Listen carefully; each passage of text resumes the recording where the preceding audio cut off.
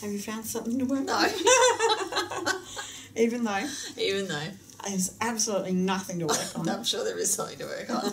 But it's just not coming to me right But now. it's just not coming to me right now. I accept myself. I accept myself. And the way my mind's just gone blank, And the way my mind's just gone blank. I'm sure there's plenty to work on. I'm sure there's plenty to work on. And I allow my subconscious to show me what there is. And I allow my subconscious to show me what there is. There's so much to work on. There's so much to work on. I'm just not sure what to work on I'm right just now. not sure what to work on right now. But I allow my subconscious to show me But I allow my subconscious to show me just something. just something. I wonder what it will be. I wonder what it will be. That feeling in my body. That feeling in my body. There is something to work on. There is something to work on. That feeling in my body. That feeling in my body. Allowing my subconscious to give me something to work on. Allowing my subconscious to give me something to work on. My life's so great. My life's so great. There's nothing left to work There's on. nothing left to work on. But if there was, But if there was, I wonder what it would be. I wonder what it would be.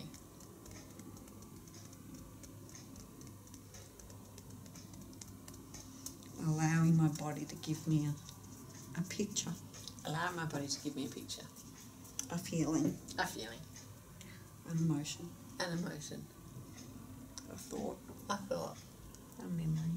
a memory,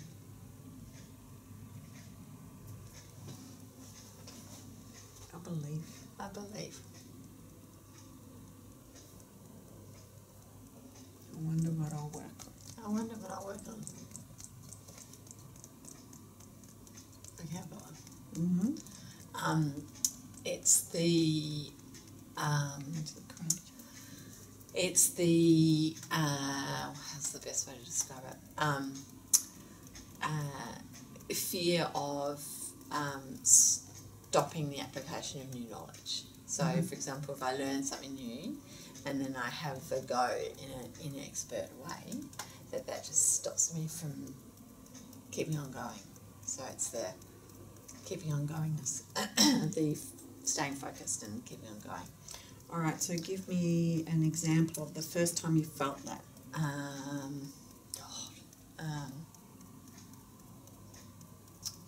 Okay, I'm about 10 Mm-hmm. and I'd been learning Indonesian at school, and my dad was working in Indonesia. This is in the late 60s, early 70s, and going to Indonesia and being scared to use the language. For fear of not being able to not saying it properly, being judged, and not doing it properly.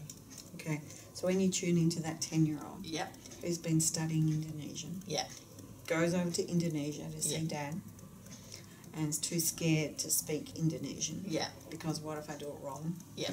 Where do you feel that in your body? In my heart, Mm-hmm. anxiety. It's like, it's a flippity feeling. Even though I've got this 10-year-old flippity feeling Even though I've got this 10-year-old flippity feeling right in my heart. right in my heart. When I was in Indonesia, When I was in Indonesia, I'd learnt Indonesian, I learned Indonesian, but I was too scared to use it but I was too scared to use it. because what if I got it wrong? Because what if I got it wrong? I accept myself I accept myself and this flippity feeling in my heart. and this flippity feeling in my heart. All this anxiety. All this anxiety. Only 10 years old. Only 10 years old. This flippity anxiety This flippity anxiety in my heart. in my heart. What if I get it wrong? What if I get it wrong? I learnt Indonesian I learnt Indonesian. because that's where Dad is. That's where Dad is. And now I'm here, And now I'm here, but I'm too scared to use it. but I'm too scared to use it. What if I do it wrong? What if I do it wrong? What if I say it wrong? What if I say it wrong? People will judge me. People will judge me. I can't get it wrong. I can't get it wrong.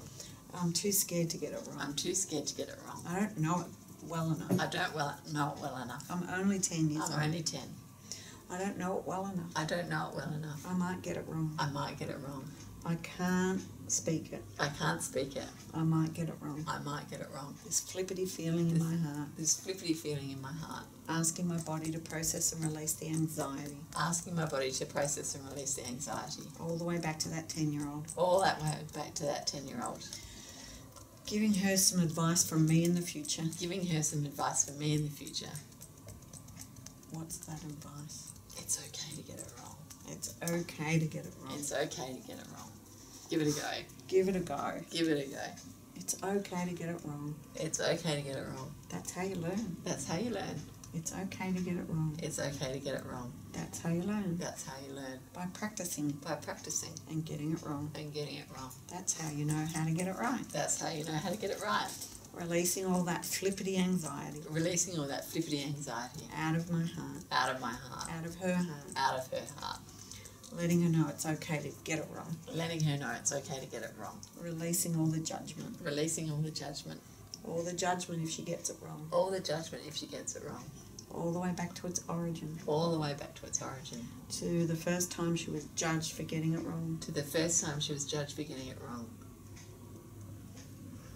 All the way back to its origin. All the way back to its origin. That fear of getting it wrong again. That fear of getting it wrong again. And where's that? When, this is the days of his teaching, when I would have been in maybe grade 3, and the teacher had a habit of answering maths. You had to answer a maths question before you could leave the classroom. So the anxiety of being the last person in the classroom or getting it wrong in front of everybody else was horrendous. So the anxiety just increased as the time went on. For the whole and year. it was last person in the class. Even though I've got this memory. Even though I've got this memory. In 3rd grade. In 3rd grade. Where the teacher made us answer a maths question. Where the teacher made us answer a maths question. And we had to get it right. And we had to get it right. Before we went home. Before we went home.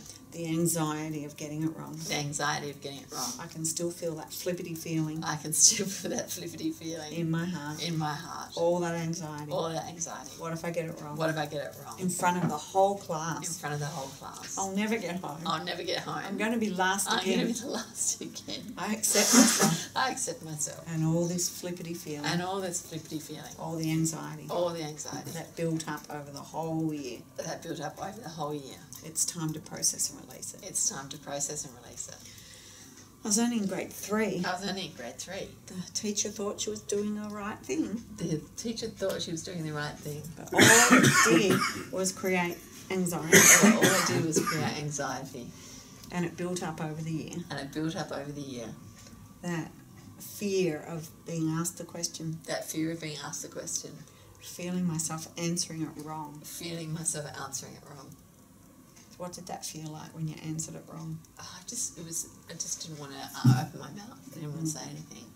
So it was terrible if I got it wrong, and it was terrible if I was the last person in the classroom and everyone would know I was stupid. I didn't want to open my mouth. Didn't want to open my mouth. Just like when I was 10. Just like when I was 10. I didn't want to open my mouth. Didn't want to open my mouth. I didn't want to get it wrong. I didn't want to get it wrong. That would be the worst thing. That would be the worst thing. The worst thing to get it wrong. The worst thing to get it wrong. The worst thing to be the last. The worst thing to be the last. I just didn't want to open my mouth. I didn't want to open my mouth. If I don't open my mouth, I can't get it wrong. If I don't open my mouth, I can't get it wrong. My mouth was protecting me. My mouth was protecting me. No wonder I didn't want to say the answer. No wonder I didn't want to say the answer. I just didn't want to get it wrong. I just didn't want to get it wrong. Everyone would think I was stupid. Everyone would think I was stupid. If I got it wrong. If I got it wrong. Or if I was the last one in my classroom. Or if I was the last one in the classroom. And I've still got this 3-year-old belief. And I've still got this third class. Yeah, grade 3 belief. Yeah, belief.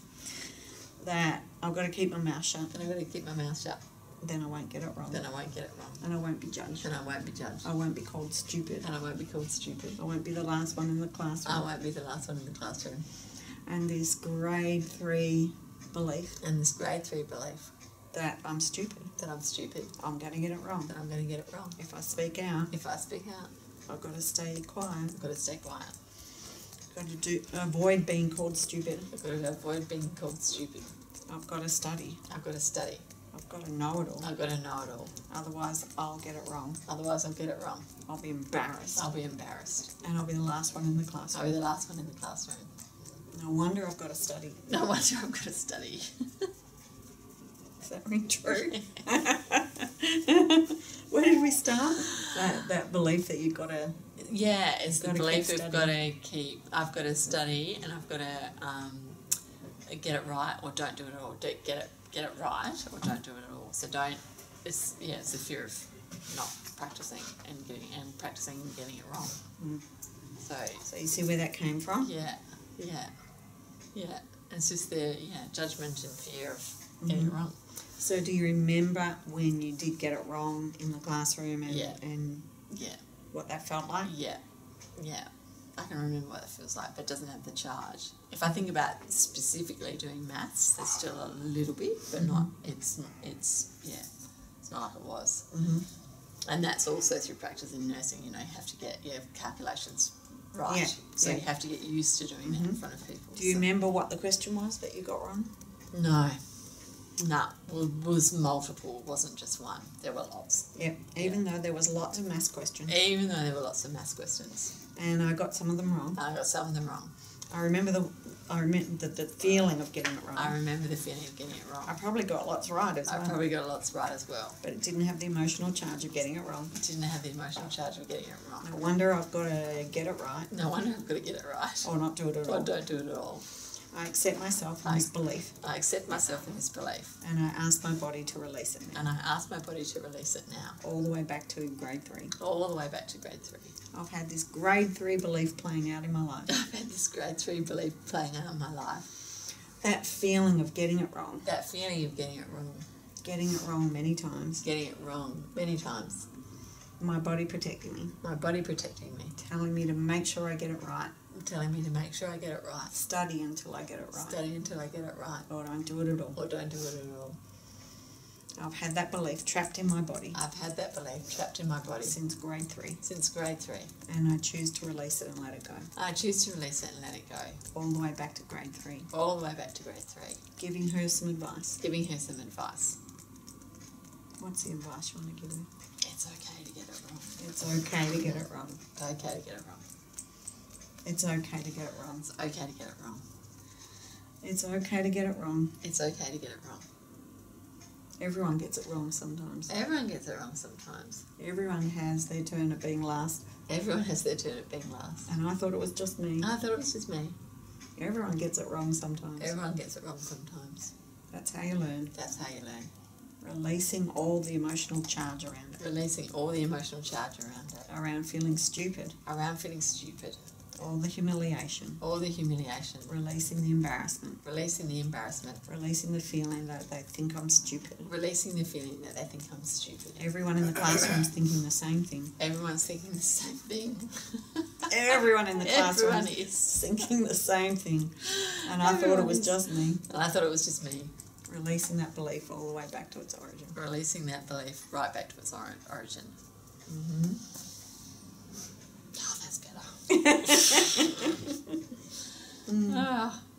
It's crazy. That didn't teach anyone how to learn anything, did it? Just put the fear of God in you.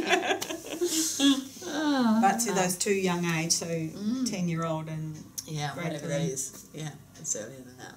So it must be 6, 7, 8. So, 8. And it carried right through, like when I did Year 12 French, and then one of the first few years after I left school, I had the same thing. I was in France, and the first time I tried to, I think it was at the train station. I was trying to get a train ticket, and the conductor just went blah, blah, blah, to me in French, and then I asked him again, and he just said it again. I was too embarrassed, and I walked away rather than checking. And then, but as I've got older, like the last time I was in France, which was about 4 years ago, I didn't care what it sounded like.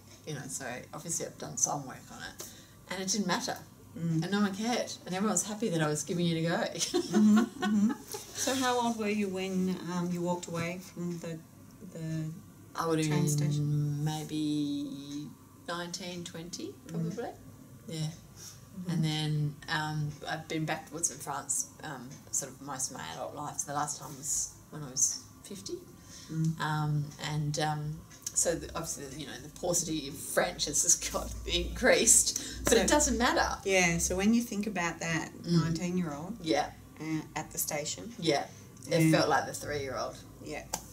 So is it still there now when you tune into it now? No, because that's where it comes from. It's generalised out now? Yeah. Yeah, and I can probably think of lots of examples that no charge. Because it doesn't matter. Yeah. Yeah, it doesn't matter if you make mistakes. Doesn't matter. Yeah. So that's like the cliche: do it right or don't do it at all. Yeah, just shut up and don't expose yourself. Keep yourself safe by being quiet and not noticeable. So you can skulk out of the classroom when hopefully everyone's gone home. So see those table legs then, the 2 table legs with the 10-year-old and the grade 3, and we collapse those and the whole tabletop of, what was it? If you don't do it, or if you can't do it perfectly, basically. New knowledge has to be perfect. Learn until it's perfect. Don't practice until it's perfect. Doesn't have the tabletop anymore. Yay! Well done.